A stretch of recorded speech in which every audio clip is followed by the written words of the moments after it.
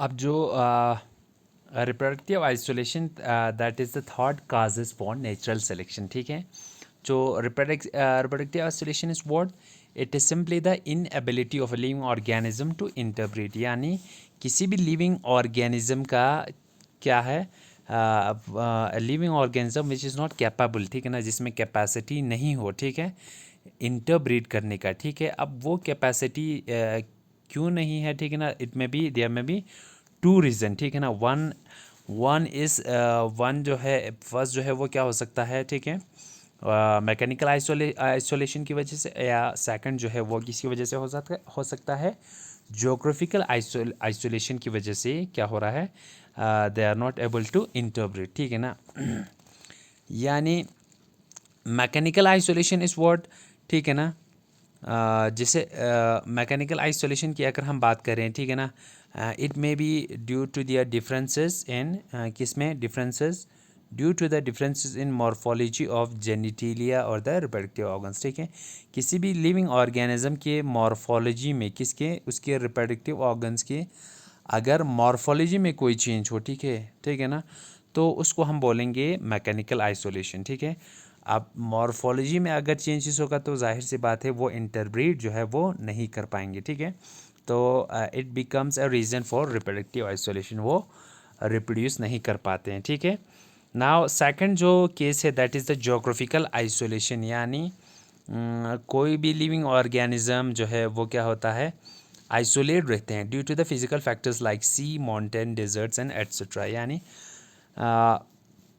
कोई कोई भी लिविंग ऑर्गेनिज्म है, ठीक है ना, जो पहले साथ में रहा करता था, बट अब ये जो लिविंग ऑर्गेनिजम्स है, ठीक है ना, यहाँ पे कुछ लिविंग ऑर्गेनिज्म जो है वो प्रेजेंट है, ठीक है ना, बट इनमें क्या है, कुछ जोग्राफिकल जो है फैक्टर्स इनके बीच में जो है वो आ गया। मान के चलो यहाँ कोई रिवर है, ठीक है ना, और यहाँ पे कोई ऑर्गेनिजम्स है, ठीक है ना, तो ये ऑर्गेनिजम्स कभी भी इनके साथ में इंटरब्रीड नहीं कर पाएंगे, बिकॉज क्योंकि due to the geographical isolation, उन जोग्राफिकली ये लोग क्या है, आइसोलेटेड है, ठीक है ना। अब जोग्राफिकल आइसोलेशन जो है उसके लिए डिफरेंट फैक्टर्स है, लाइक किसी सी के प्रेजेंट होने की वजह से बीच में, ठीक है ना, या माउंटेन्स या डेजर्ट्स, उनकी वजह से ये क्या होंगे, they will remain reproductively isolated, जिसकी वजह से क्या होगा, उनकी वजह से रिप्रोडक्टिव आइसोलेशन की वजह से इनकी जो नेचुरल सिलेक्शन जो है, चांसेस ऑफ नेचुरल सिलेक्शन जो है वो बहुत लीस रहेंगे, क्योंकि उसमें जब इंटरब्रीड नहीं होगा तो देयर विल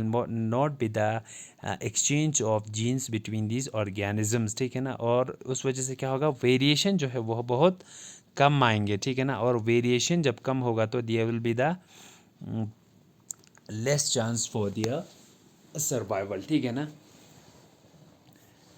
नाउ अब ये आइसोलेशन जो है हमने अभी तक देखा, मैकेनिकल आइसोलेशन हो सकता है, जियोग्राफिकल आइसोलेशन जो है। अब जो थर्ड जो है ना आइसोलेशन, वो स्पेशियल आइसोलेशन भी हो सकता है, यानी किसी भी इंडिविजुअल्स का कहाँ पे आइसोलेट होना एट लॉन्ग डिस्टेंसेस, ठीक है ना।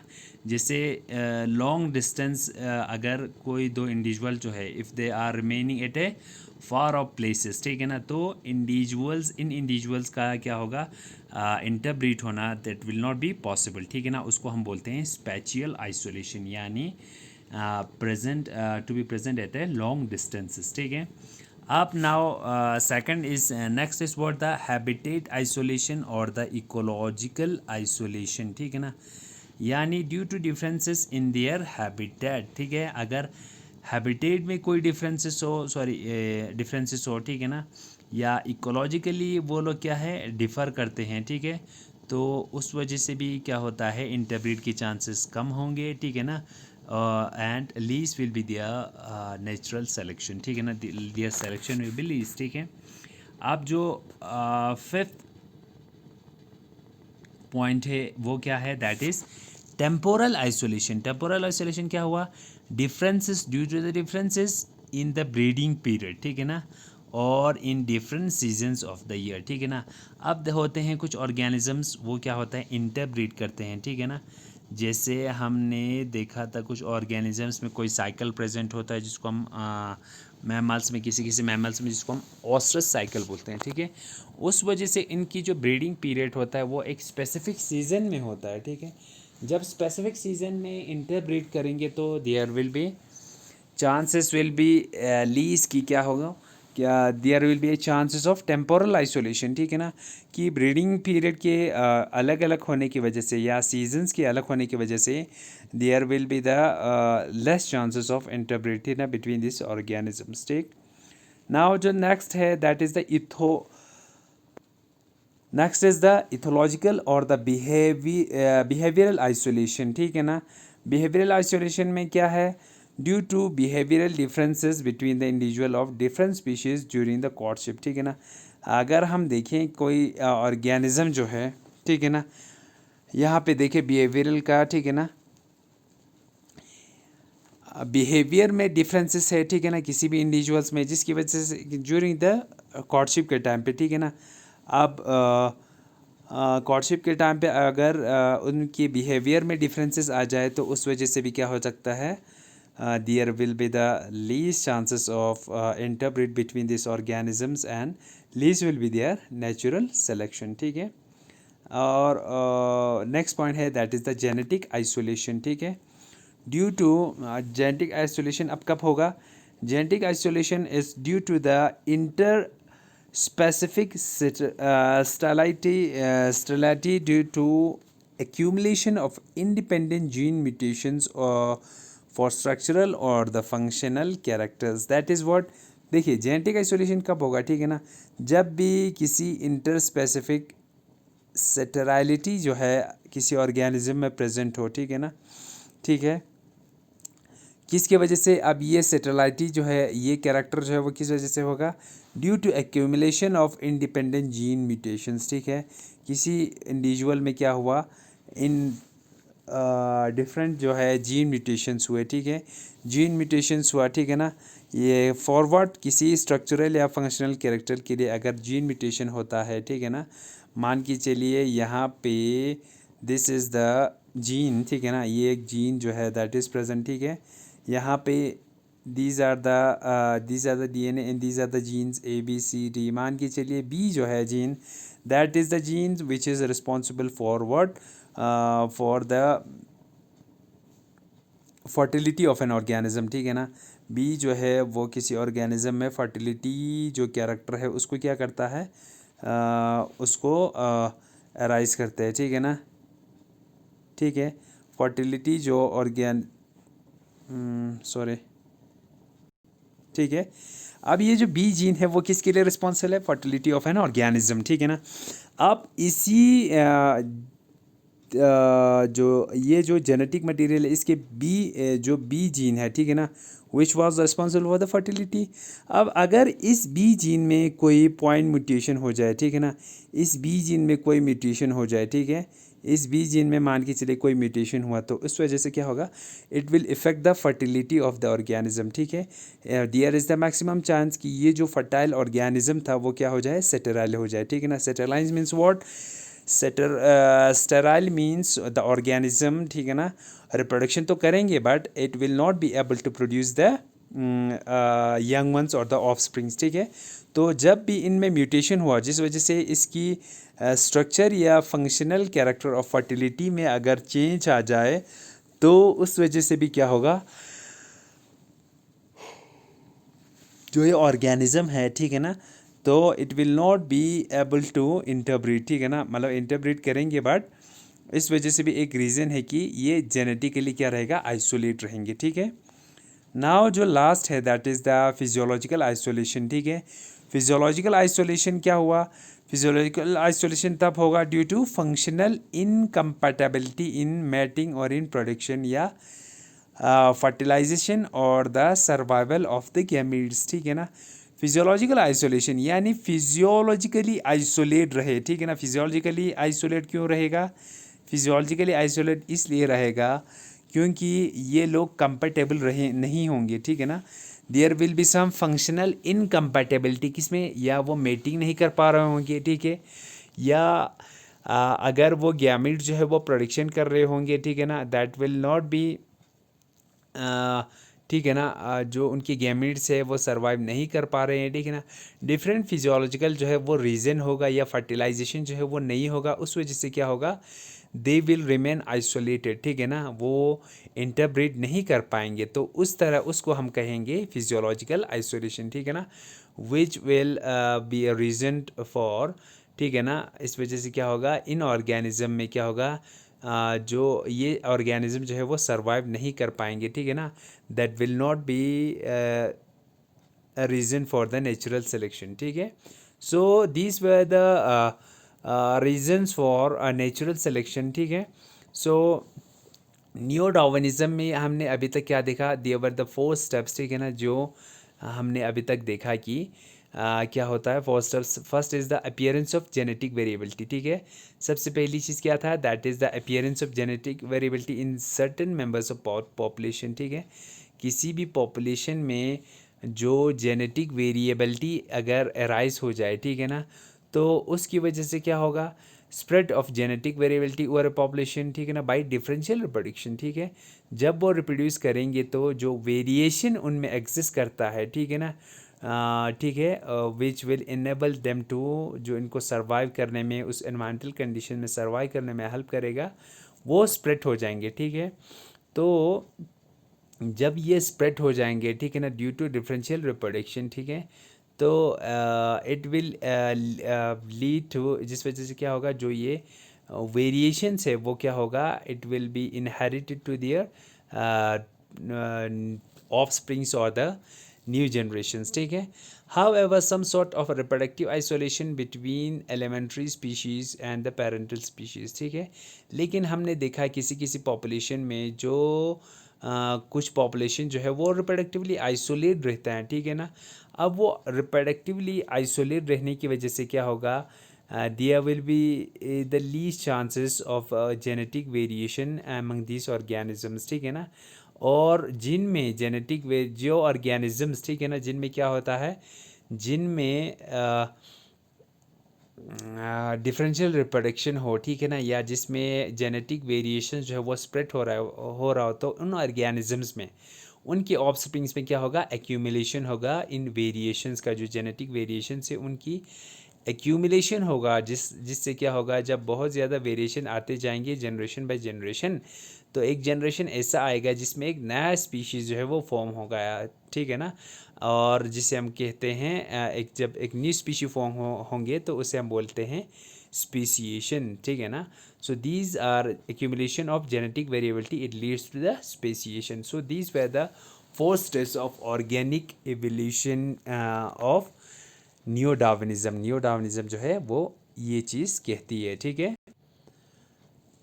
सो जो न्यू डार्विनिज्म देखा उसमें हमने क्या देखा, दो चीज़ें देखा, genetic variability and natural selection, ठीक है, तो अगर आप नेचुरल सिलेक्शन, ठीक है ना, को अगर डिफ़ाइन करें तो हम कैसे करेंगे, नेचुरल सिलेक्शन को हम डिफ़ाइन करेंगे, it is the process by which A comparatively better adapted individuals out of a heterogeneous population are favored by the nature over the less adapted individual, ठीक है, देखिए ये नेचुरल सिलेक्शन का definition बता रहे हैं, ठीक है, जिसमें क्या है, द प्रोसेस, ये क्या है, एक प्रोसेस है जिसमें क्या होता है,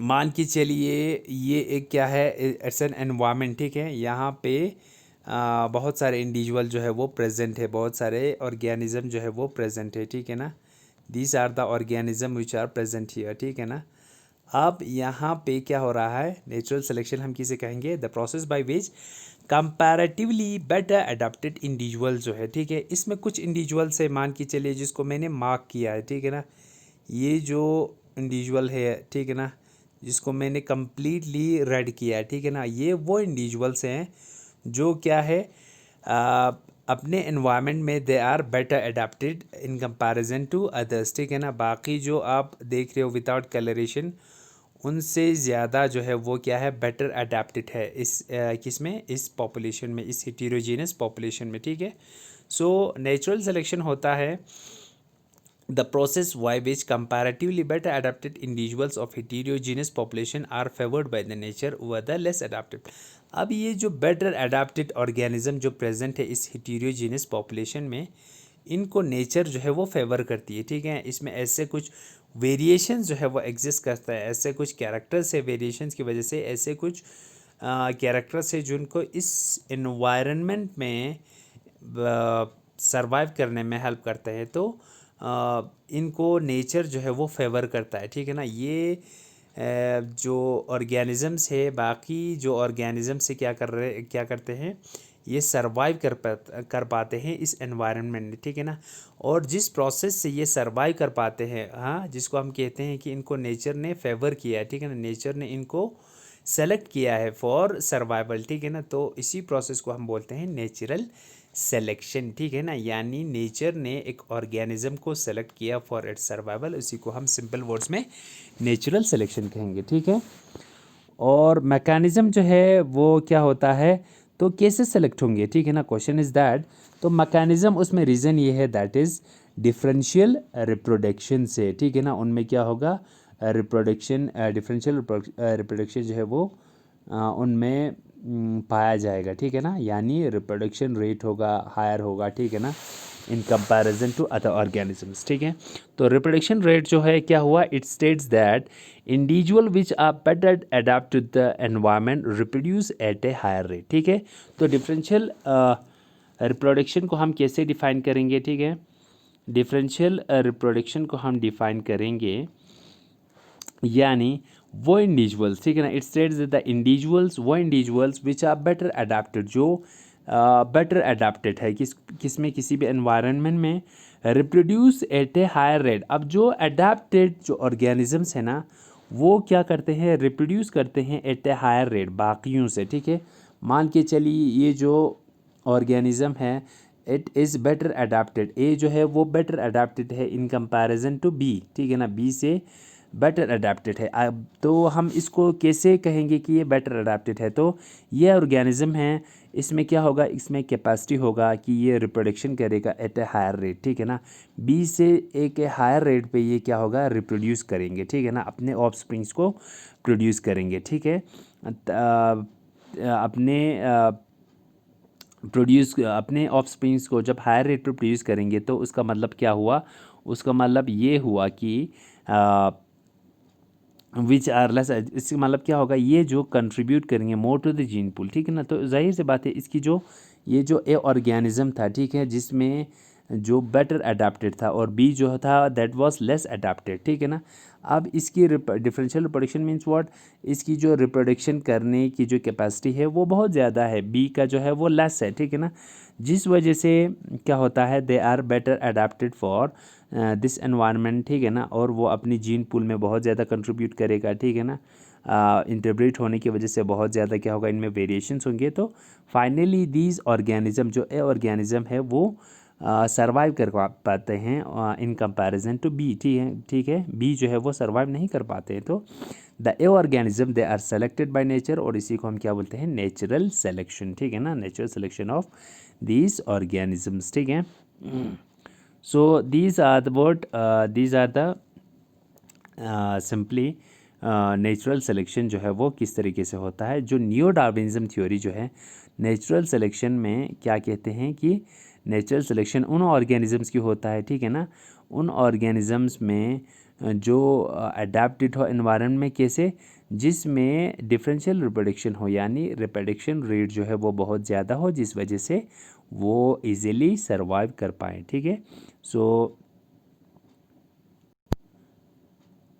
हाँ, सो नेक्स्ट जो है एक और प्रोसेस आपको बताना है, दैट वाज रिकम्बिनेशन, ठीक है ना।